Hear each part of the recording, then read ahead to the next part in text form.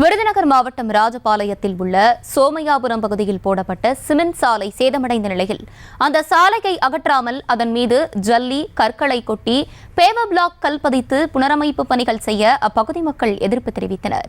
இதுகுறித்து கூடுதல் விவரங்களோடு இணைகிறார் எமது செய்தியாளர் மாரிராஜ். வணக்கம். இது குறித்தான முழு விவரங்கள். வணக்கம் அஸ்வினி.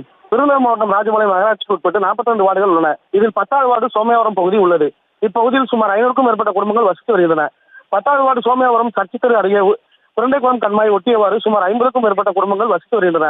கடந்த ஆண்டுகளில் இத்தெருவில் சிமெண்ட் சாலை அமைக்கும் பணியின் போது பழைய சிமெண்ட் சாலைகளை பெயர்த்து எடுத்துவிட்டு சாலை அமைக்காமல் சேதமடைந்த சாலைகளுக்கு மேலாகவே புதிய சாலைகள் போடப்பட்டுள்ளது. இதன் காரணமாக சாலைகள் உயர்ந்து வீடுகள் தாழ்வான நிலைக்கு சென்ற நிலையில் மழைக்காலங்களில் பிறந்தைக்குளம் கண்மாயில் நீர்மட்டம் உயர்ந்து வீடுகளுக்குள் வெள்ளநீர் புகுந்தது. மக்கள் இதனால் கடுமையான துயரத்திற்கு ஆளாகினர்.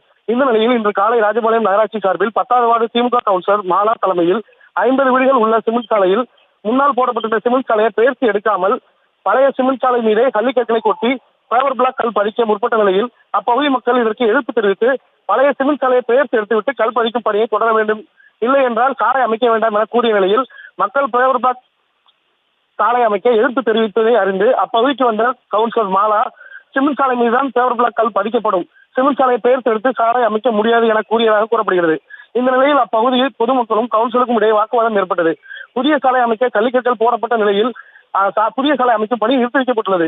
இது குறித்து அப்பகுதியில் பொதுமக்கள் கூறும் பொழுது பழைய சிமெண்ட் சாலை மீதே கல் பதித்து புதிய சாலை அமைத்தால் வரும் மழைக்காலங்களில் அதிக அளவு தண்ணீர் வீட்டிற்குள் வரும் அபாயம், மேலும் விஷப்பூச்சிகள் வீட்டிற்குள் வரும் சூழ்நிலை உருவாகும் எனவே தமிழக அரசும் மாவட்ட நிர்வாகமும் இவற்றை கருத்தில் கொண்டு பழைய சாலைகளை முற்றிலும் அகற்றிவிட்டு ஆழப்படுத்திய பின் புதிய சாலை அமைக்க வேண்டும் என கோரிக்கை விடுத்துள்ளனர். அஸ்வினி,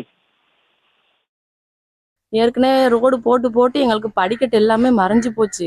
இப்போ தரமட்டமாக இருக்குது. மேற்கொண்டு போட்டாங்கன்னா எங்களுக்கு வீடு உள்ளே போயிடும், மழை தண்ணி எல்லாம் உள்ளே வந்துடும், பாம்பு பள்ளி எல்லாம் உள்ளே வரும், பிள்ளைங்க எல்லாம் தரையில தான் தூங்குறாங்க. இதுக்கு கவர்மெண்ட் தான் நடவடிக்கை எடுக்கணும். இப்போ ரோடு இன்னமும் அதிகமாக்குனாங்கன்னா தண்ணி ஊரா உள்ளே வரும். உள்ளே வர்ற பட்சத்துக்கு எங்களுக்கு தான் சிரமம்.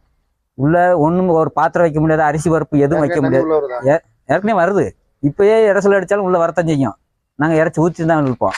இது கவுன்சிலரை மட்டும் நாங்கள் கோரிக்கை வச்சதுக்கு ரோடை போட விடுங்க, கவர்மெண்ட்டை போட விடுங்க, நீங்கள் வீடை இடித்து உயர்த்தி கட்டிக்கோங்க, இந்த மாதிரி கோரிக்கை வைக்காங்க.